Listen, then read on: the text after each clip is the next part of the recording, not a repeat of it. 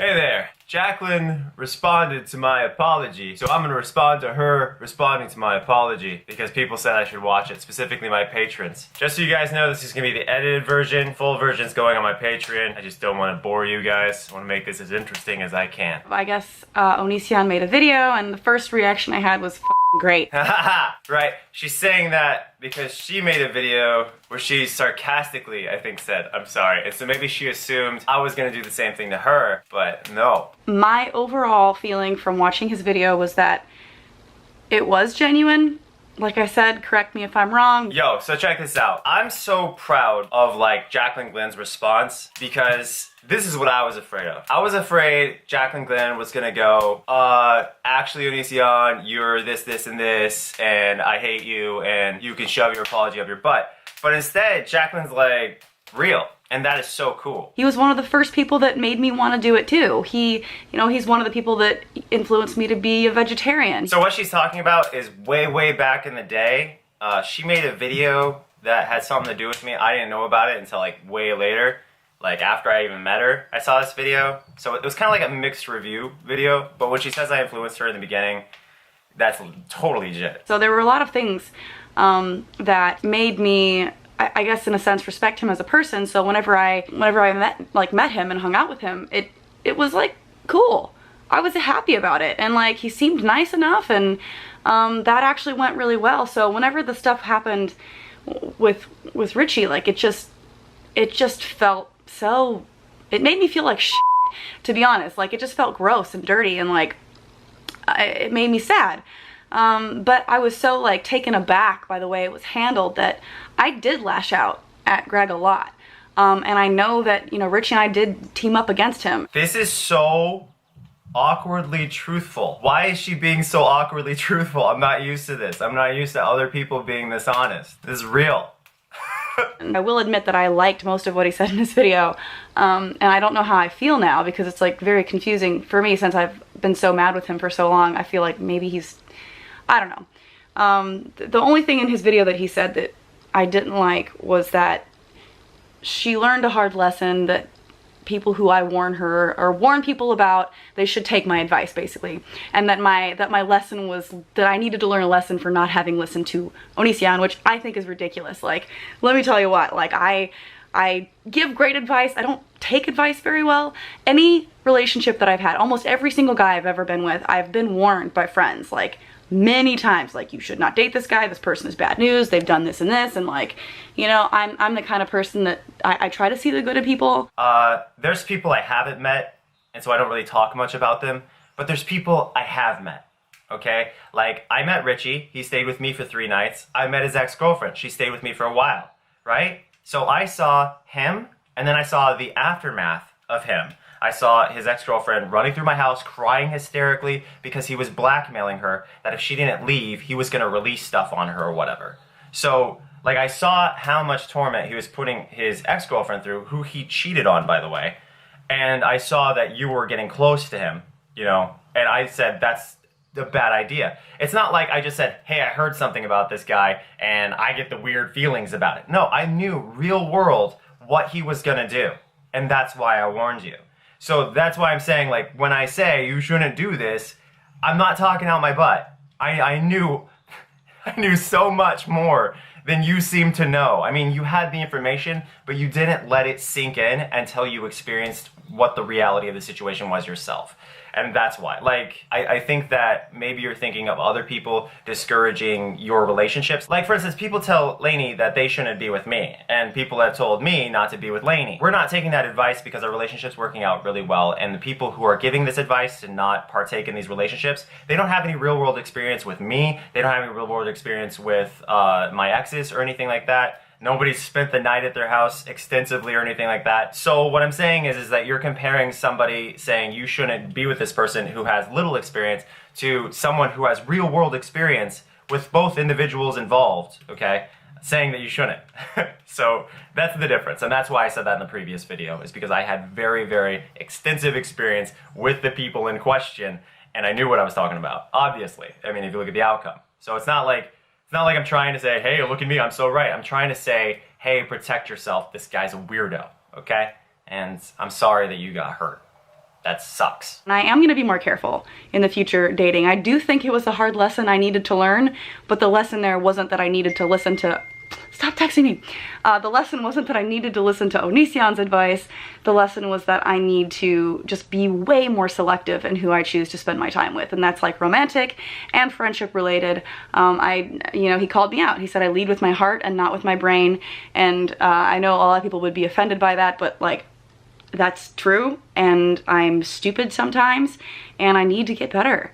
I do. I need to start. I just want to talk about this again. Jaclyn is being so real and honest. It is blowing my mind. I'm not used to this. This is correct. If Greg had presented me his concerns in a less vicious way, I still don't think I would have listened, but we could have maintained some kind of friendship, whatever that would mean. So it is kind of unfortunate that that happened the way that it did, but it did. Yo, so let me express a regret. I wish if I could turn back time, if I could find a way,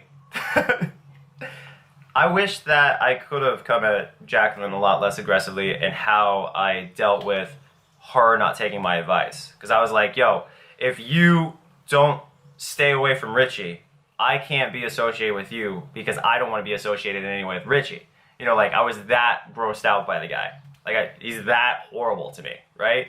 So when Jaclyn didn't take my advice, I'm like, well, you didn't take my advice, and this is real, and this is how serious I am about this. You know, I'm not going to watch you hurt yourself. I'm not going to watch you ruin your own life with this guy. I'm going to be disassociated. What I wish I did is said, hey, I'll be here whenever you need to talk about what's going on and your association with him. But that's how life is, like Jaclyn says. You just got to go through these things yourself in order to learn sometimes. And fortunately, this is something that Jaclyn can dust herself off over and move on, you know, and grow from. It's not something that would, you know, actually end her. In a lot of senses of the word, whenever it comes to friendships or relationships, I just feel very defeated, but I hope for the best. She shouldn't feel defeated. I think this is a problem with a lot of us, is that we don't realize that thousands of people watch us and like us and think that we're important to them, you know? And when you feel defeated in front of these people, it's kind of like you're acting like they don't exist. And it's like, I don't know, I feel like if you're a person who gets like even 5,000 views a video, you're kind of a champion. And I say you're kind of a champion because you have somehow gathered a massive amount of people to watch every single video you make. That's a huge deal. Jaclyn got almost 100,000 views on this video. That fills a stadium. You are gigantically successful. So to feel defeated, like, this guy is nothing. He really is. I'm over it. I'm tired of I don't want to hold any negativity in my heart. I don't want to hold any hatred in my heart. So listen to what Jaclyn's saying about holding hatred in her heart and stuff like that. I want you guys to look at everybody on YouTube who's super negative and look where they are, okay? Like, look at all the hate channels, etc. Name me one hate channel that gets 1 million views per video. Keemstar, right? One guy. Does anybody want to be Keemstar? Not really. Okay? The majority, yes. The majority of people who are successful in life and happy in life, etc., they are people who are positive. They are people who ignore the drama, they ignore the hate, and they just try to focus on being happy. You know, like if somebody's screaming whatever at you and saying you're terrible, etc., when you ignore them, when you just move on with your life and rise above, etc., I would hope that they were wrong about you, but when you do that, so often you're better off. Let me ask you this. When you focus on the future, where are you going to go? You're going to move forward, right? You're going to actually grow, you're going to be better off. When you focus on the past, and when you focus on the negative, where are you going to go? You're going to stay in the past. You're going to stay in the negative. Do you want to be happy in life? If you want to be happy, you got to focus on the happy stuff. And so what Jaclyn's doing here is genius. You have to do that in order to rise above in life. And Jaclyn's rising quite well. From what I see, everything she does, from every video she makes, I hear about it through my spouse. They say, hey, Jaclyn just made a video about Richie, and Richie got like 1 billion dislikes, and Jaclyn got like all likes and a ton of views, and everybody's laughing at Richie. And they should. Because I don't know how you could even bring yourself to continue making videos if, like, you are so blatantly wrong against your ex. Like, your ex is getting nothing but likes, you're getting nothing but dislikes. You've lost. It's over, okay? Jaclyn won. The end. I don't know. I don't know what else to say. This is, I mean, like, it's so weird. It's so weird for me because I just made a video on my channel on April Fool's Day, like, fake apologizing to him. So whenever I saw this video, I was like, great, he's like responding to that, or he's like giving me some bullshit apology to like get back at me, but it was actually like a nice apology. Yo, so this is my secret, right? I didn't watch that video. I think the only videos I've ever watched of Jaclyn's, like at me or whatever, that are negative are the ones I've publicly responded to. Otherwise, I don't watch them. Because here, I get triggered really bad. I would have made a response, most likely, if I saw that video, but I didn't want to go down that path. First of all, it's a losing battle. I lose every time when I go up against Jaclyn. I really do. You guys see it. Like, even when she was with Richie, I would lose every single time. And the reason I was, even though I was like right about a lot of stuff, I would still lose because people just inherently didn't like me.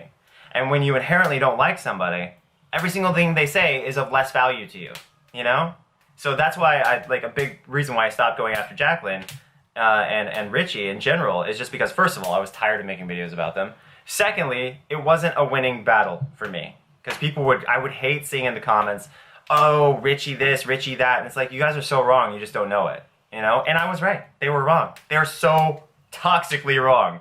But, like, the case is closed, all the evidence is forward, Greg was right, Jaclyn is now right, you know? But I just didn't want to see that negative attention anymore. You gotta let some things go, and you gotta not let yourself get triggered by sarcastic apology videos that were made on April Fools.